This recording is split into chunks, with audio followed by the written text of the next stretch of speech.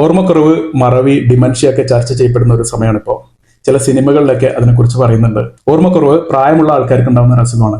പക്ഷേ 30 വയസ്സ്, 40 വയസ്സ്, 50 വയസ്സൊക്കെ ഉള്ള ആൾക്കാരിൽ ഓർമ്മക്കുറവ് അല്ലെങ്കിൽ മറവിയുടെ ലക്ഷണങ്ങൾ കാണുന്നുണ്ടെങ്കിൽ തീർച്ചയായിട്ടും അവർ ചികിത്സ അർഹിക്കുന്നുണ്ട്.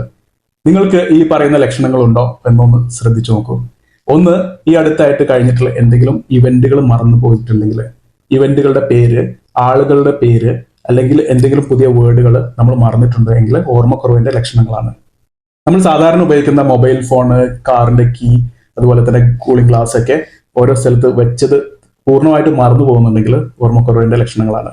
അതേപോലെ തന്നെ ചില അപ്പോയിന്റ്മെന്റ്സ്, കമ്മിറ്റ്മെന്റ്സ് ഒക്കെ നമ്മൾ മറന്നു പോകുന്നുണ്ടെങ്കിൽ, കൂട്ടുകാരുമൊത്ത് ഫാമിലി ഒക്കെ ആയിട്ട് ഇരിക്കുമ്പോൾ ഒരേ ചോദ്യങ്ങൾ നമ്മൾ ചോദിക്കുന്നുണ്ട് എങ്കിൽ, അതുപോലെ തന്നെ നമുക്ക് പരിചിതമായിട്ടുള്ള റൂട്ടുകൾ പലപ്പോഴും മറന്നു പോകുന്നുണ്ട് എങ്കിൽ, പുതിയ ഒരു കാര്യം പഠിച്ചെടുക്കാൻ നമുക്ക് പറ്റുന്നില്ല എങ്കിൽ, അതേപോലെ തന്നെ നമ്മുടെ മൂഡിലുള്ള വ്യത്യാസം വരുന്നു, സ്വഭാവത്തിൽ വ്യത്യാസം വരുന്നു, ദേഷ്യവും ഡിപ്രഷനും ലോൺലിനെസ് ഒക്കെ അനുഭവപ്പെടുന്ന പോലെ തോന്നുന്നുണ്ട് എങ്കിൽ, ഇത്തരം ലക്ഷണങ്ങൾ നിങ്ങൾക്ക് ഉണ്ടെങ്കിൽ ഒരു ഡോക്ടറെ കാണിച്ച് ട്രീറ്റ്മെന്റ് എടുക്കണം.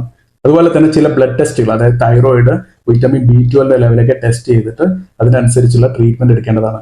ഈ മറവി രോഗത്തിന്റെ ലക്ഷണങ്ങൾ നിങ്ങൾക്ക് ഉണ്ടെങ്കിൽ അതിനെ എങ്ങനെ നേരിടാം എന്ന് അടുത്ത വീഡിയോയിൽ ഞാൻ വിശദീകരിക്കുന്നതാണ്.